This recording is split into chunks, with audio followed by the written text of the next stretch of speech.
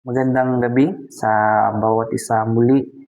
Night devotion tayo. At ngayon, dito pa rin tayo sa awit ni Solomon, chapter 5, verse 11 hanggang 16. Ngayong ating babasahin.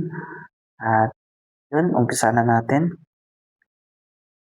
Alon-alon ang buhok niya, mahaba at nangingintab, mahal pa niyong paiyon kaysa ginto. Uli-uwak ang katulad, mata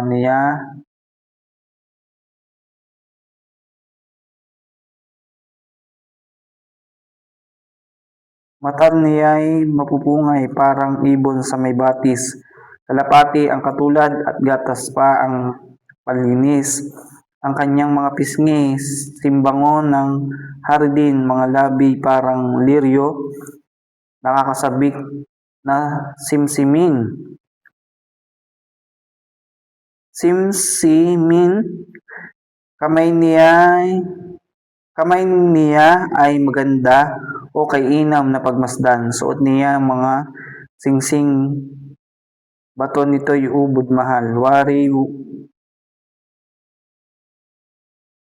Garing ang katulad ng buo niyang katawan, nalilingid ng pahiyas na safirong makikinang mga hita niya at binti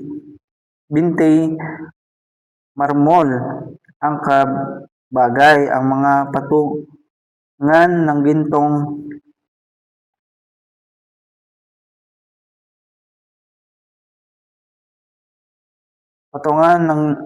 patungan ay ginto, dalisay, parang bundok ng Lebanon na makapigil hininga. Kumbaga sa mga kahoy, mga cedar ang kagaya. Mga labi ay maalab, matamis kung humalik. Buo niyang katauhan, sadyang kaakit-akit. Yan ang ayos at larawan nitong aking iniibig. Yun, pagpasensyahan nyo na doon sa aking pagbabasa. Ngayon, yun, medyo antok na rin. Pagpasensyahan nyo na. Yun, ang aking nakuhang aral dito at ang aking natutunan na aking sinaliksik kanina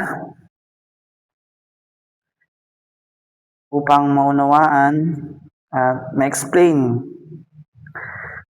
sa inyo ng hindi man ganun kaayos pero sapat para maunawaan. Ang aking nakuhang aral dito at ang aking natutunan habang binabasa ko to ay itong verse 12. Mata niya'y mapupungay parang ibon sa may batis. Kalapati ang katulad at gatas pa ang panlinis. Ang nakuha ko po dito sa talatang ito ay yung hindi lang sa panlabas na kaanyuan lang. Kumbaga, magiging maayos tayo sa ating sarili, sa ating paningin ng taong nagmamahal sa atin. At kung mapapansin nyo, mula verse 11 hanggang 16, last verse ng chapter 5, awit ni Solomon, ay puro papuri doon sa kanyang minamahal na kanyang hinahanap. At yun, isang bagay na aking natutunan dito sa lahat, kabuuan nitong 11 to 16, ay yung katangian na pinapaliwanag ng babae doon sa nagtatanong. Hindi siya, kumbaga, puro nagbibigay ng value doon sa taong minamahal niya. At dapat ganun tayo doon sa ating minamahal. kung meron ka man pong kasintahan, ay nawa ay bigyan natin sila ng value. Katulad nung nabanggit ko nung mga nakaraang linggo, araw, mula chapter 1 hanggang 4, at yun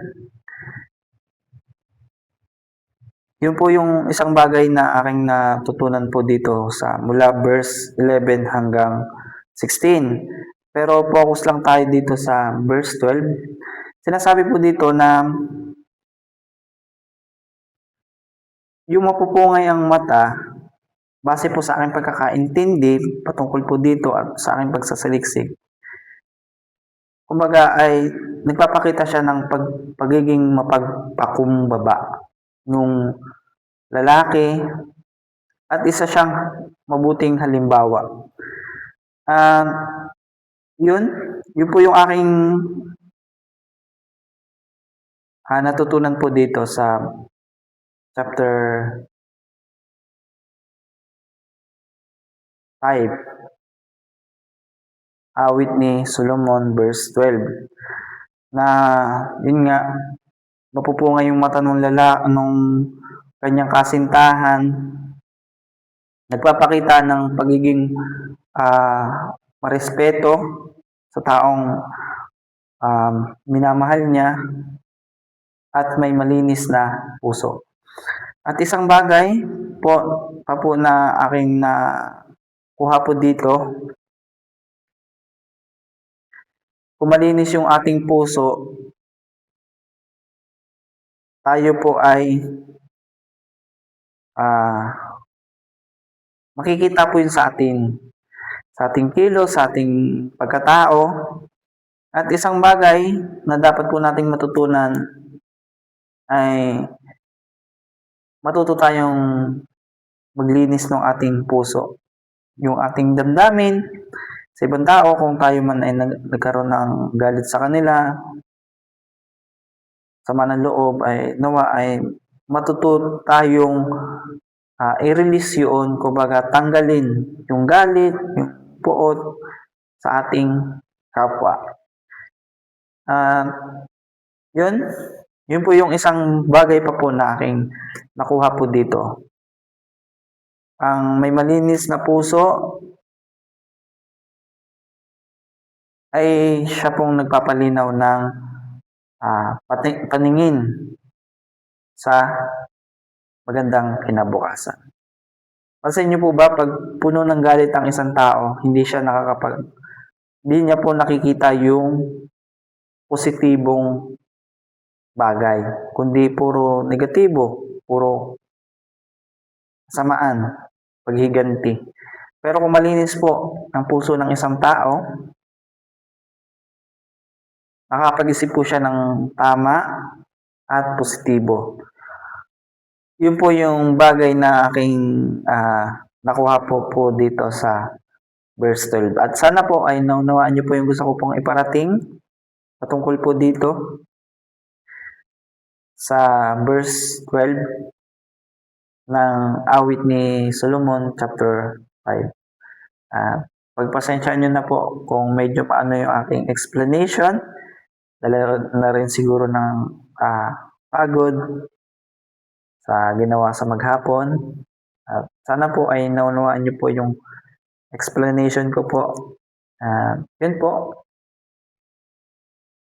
Hanggang dito na lamang po. Isa pa pong pahabol ko, kung meron po kayong hindi naunawaan dun po sa aking explanation, pwede po kayong mag-comment dito sa baba ng aking video. Yun lamang po at maraming pong salamat. God bless po. Bye-bye.